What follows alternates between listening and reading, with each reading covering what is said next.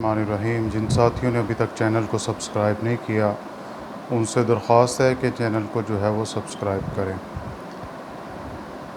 پہلے بھی میرے چینل پہ ویڈیو موجود ہے، کئی مرتبہ بارہا میں نے یہ عرض کیا ہے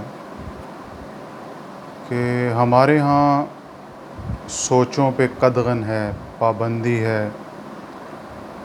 ہمیں اسکولوں، کالجوں، یونیورسٹیوں میں ہمیں جو پڑھایا جاتا ہے وہ صرف ہمیں تصویر کا ایک رخ اور تصویر کا ایک رخ کی جانب جو ہے ہماری توجہ مبذول کروائی جاتی ہے، اور ایک ہمیں راستہ بتایا جاتا ہے کہ ہم نے صرف جو ہے وہ اس نہج پہ ہم نے سوچنا ہے، ہم نے انڈیپینڈنٹ سوچنے کی جو ہے وہ غلطی نہیں کرنی۔ یہی وجہ ہے کہ ہمارے ہاں آج تک کوئی اتنا بڑا دانشور پیدا نہیں ہو سکا، کیونکہ جہاں سوچوں پہ پابندی ہو، انسان جو کہنا چاہتا ہے وہ نہ کہہ سکتا ہو، اور اگر انڈیپینڈنٹ سوچے بھی تو اس کو بہت زیادہ جو ہے وہ مشکلات کا سامنا ہو۔ جناب سہیل وڑائچ صاحب پاکستان کے نامور جرنلسٹ ہیں، ان کی ایک کتاب مارکیٹ میں آئی ہے، یہ کمپنی نہیں چلے گی۔ تو کل ہی میں لاہور گیا ہوا تھا، تو میں نے ایک بک سٹال پہ دیکھی، تو مجھے اس نے کوئی زیادہ اٹریکٹ نہیں کیا، تو میں نے کہا ایسے ہی اس میں بونگیاں شونگیاں ماری ہوں گی۔ تو لیکن جب رات کو مجھے پتہ چلا کہ کچھ طاقتوں نے، کچھ اداروں نے تمام کاپیز جو ہیں وہ اس کی اٹھوا لی ہیں، تو پھر مجھے تجسس پیدا ہوا۔ پھر میں نے اس کتاب کے بارے میں تھوڑا جو ہے وہ ریسرچ کی، جاننے کی کوشش کی۔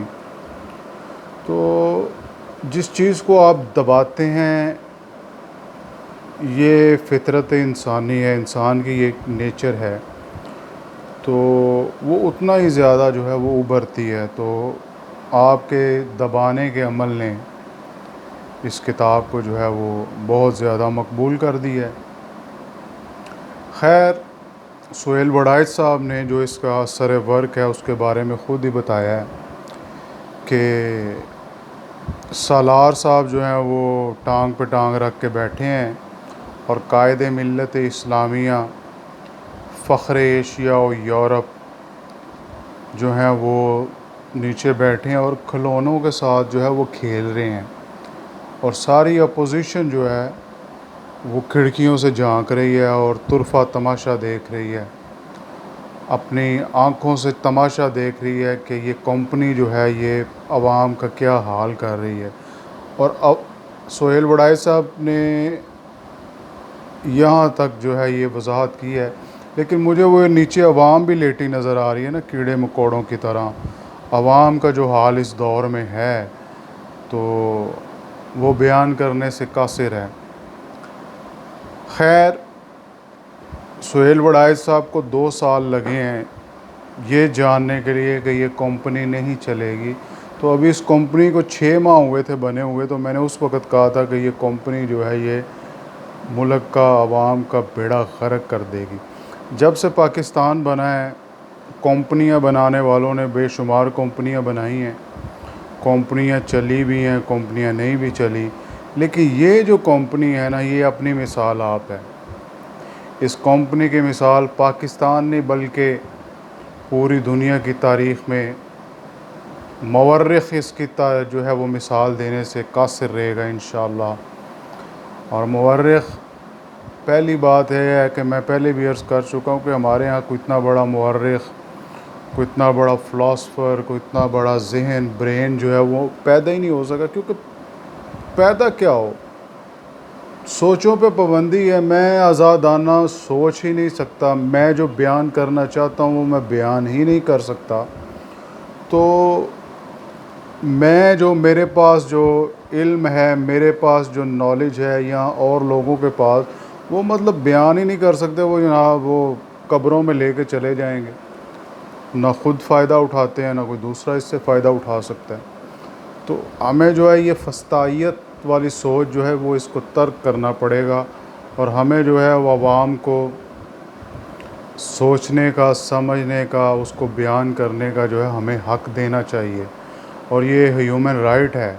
انسانی حق ہے کہ وہ شریعت اور آئین کی حدود کے اندر رہتے ہوئے وہ اپنا جو ہے وہ معافی ضمیر اور اپنی سوچ جو ہے وہ اس کو بیان کرے۔ تو یہ کتاب ہی تھی، اگر اس لکھ دی سہیل وڑائے صاحب نے تو کوئی قیامت نہیں آنی تھی، ایک دو ہفتے میں جو ہے وہ یہ ساری گرد جو ہے وہ بیٹھ جانی تھی۔ لیکن آپ کے اس رویے نے اس کتاب کو جو ہے وہ بہت زیادہ مقبول کر دیا، اور جہاں تک میرا انداز ہے لاکھوں کاپیاں جو ہیں وہ اس کی جو ہے وہ سیل ہو جائیں گی،